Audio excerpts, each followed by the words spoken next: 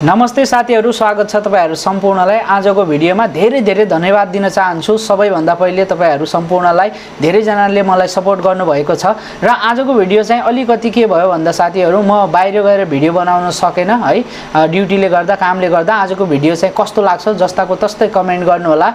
आजको भिडियोमा तपाईहरुलाई अलिकति फरक तरिकाले र रमाइलो तरिकाले सम्झाउने कोसिस गरेको छु। भिडियोलाई अन्तिमसम्म हेर्नु होला।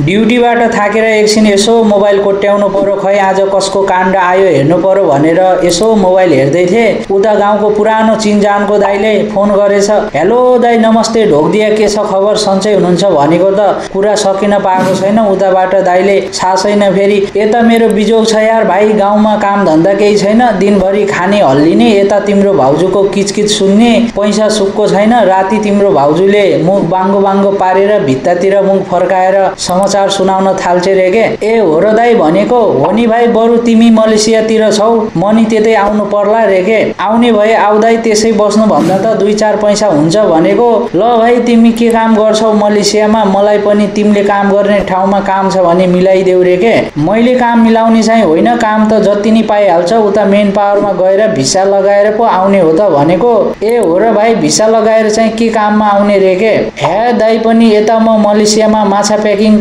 कम्पनीमा काम गर्दैछु, हजुरको चाहना जेमा आए नि हुन्छ भनेको। ल माछा प्याकिङमा पो हो भाइ काम गर्ने रे के। हो नि दाइ, 7 वर्ष भयो यसमा काम गर्न लागेको भनेको। ला भाइ, कस्तो माछा प्याकिङ हो रे के दाइ, यो कम्पनीमा त झिङ्गे माछा यस्तो उस्तो सबै प्रकारको माछा प्याकिङ हुन्छ भनेको।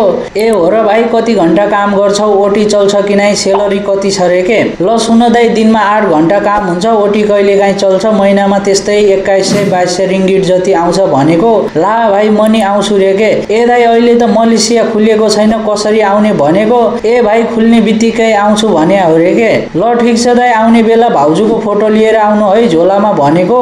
भो फोटो सोटो पर्दैन, त्यतै मलेसियामा जुगाड गरौँला रे के। हाँसो उठिरा भने।